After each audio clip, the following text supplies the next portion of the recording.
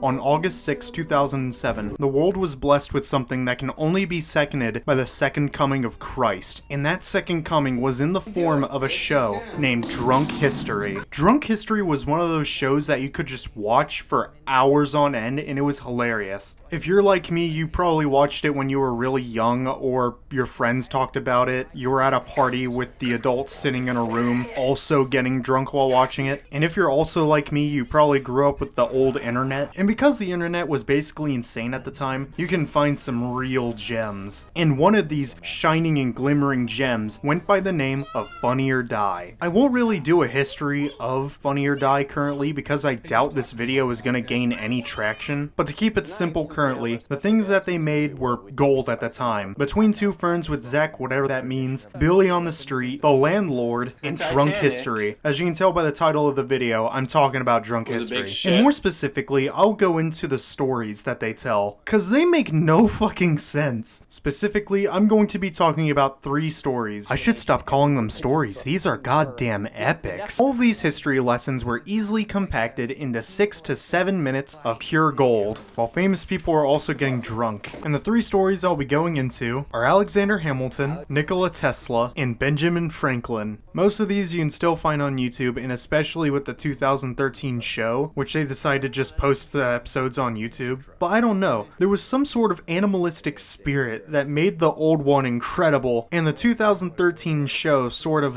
not as good. There were some really funny ones though.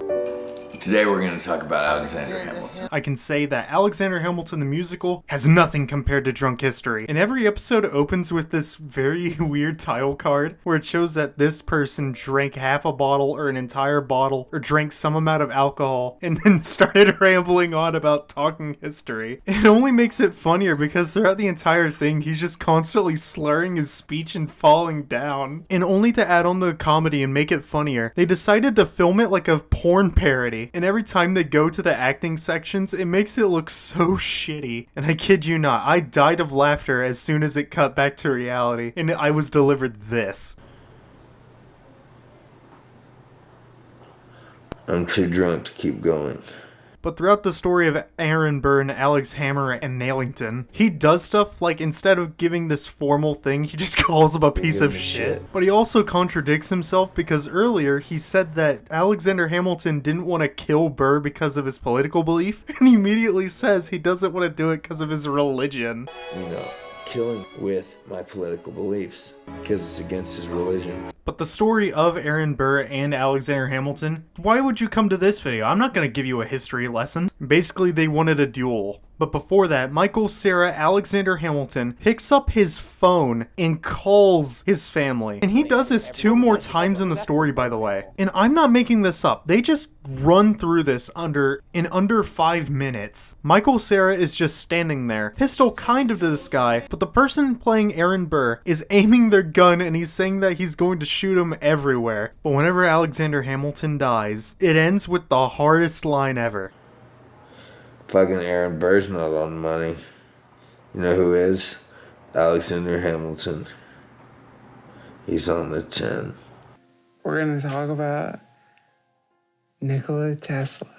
Nikola Tesla's story is told by Duncan Trussell, who drank a 6-pack of beer and half a bottle of absinthe. And for half a bottle of absinthe on top of a 6-pack of beer, this dude is reciting things perfectly. But throughout the story, Thomas Edison is having a problem with Nikola Tesla, who's digging holes in his backyard, trying to get people to not even think about altering current. And whenever Nikola Tesla wins a contract to supply the World Fair with electricity, instead of actually saying something, he just says, fuck this. And he goes on to make these weird ISIS executions with electricity in front of everybody. This did happen. This did in fact happen. But he makes it sound like he's just being a genuine asshole. Nikola Tesla's reaction? This is awful. And then it cuts to Nikola Tesla dancing like this, and everybody looking at him like he's some sort of breakdancer in a crowd. And Mark Twain, who's there for some random reason, is crying. But within a split second of saying that energy can be taken from the sky, everybody just leaves. This was true. It was true that people didn't like Nikola Tesla, or at least corporate CEOs didn't like Nikola Tesla. I know one guy liked Nikola Tesla, but He also likes someone else. And to make the story even better, yeah, he just starts vomiting. And somehow, some way, he's still going on with the story. And with the story of Nikola Tesla, the way he wraps it up is with this weird anime isekai ending, where a pigeon flies in his room, has glowing eyes, and he dies. I don't know how to put it beyond that. He literally just dies. And with this weird porn angle they went with the quality, it just looks funnier. Cause the pigeon altogether just looks like a piece of shit held together with glue in a dream. But in reality, the story of Nikola Tesla is really sad, very heartbroken, very bad. Now we can talk about... Today we're gonna talk about Ben Franklin. Key frame. Mr. Franklin, the lightning! I intend to demonstrate the principle illustrated by the storage properties of the Leyden jar. BF, the lightning is... Already we're starting off weak. This guy has only drank 8 vodka cranberries. My boy Duncan was drinking 6-pack of beer and half a bottle of absinthe. Already we know who the better storyteller is. But before I actually talk about this section, the music is so loud. The music is incredibly loud to the point where you can barely hear what they're saying. William Franklin was a dick. And before he actually gives the story, he just starts vomiting. But basically, Ben Franklin and his son are having an argument because Ben Franklin believes electricity comes from nature.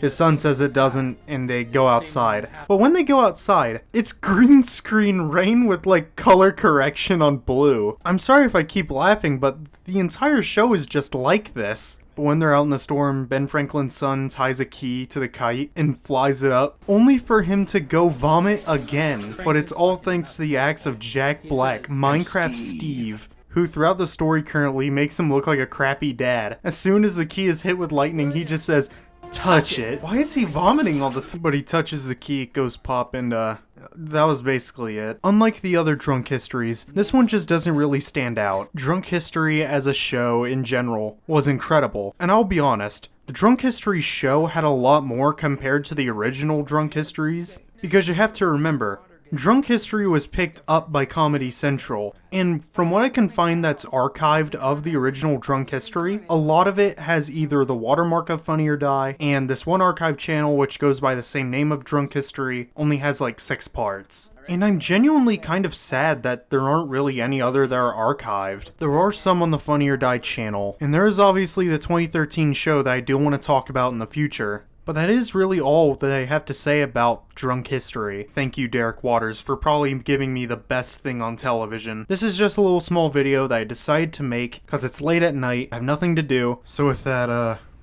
bye.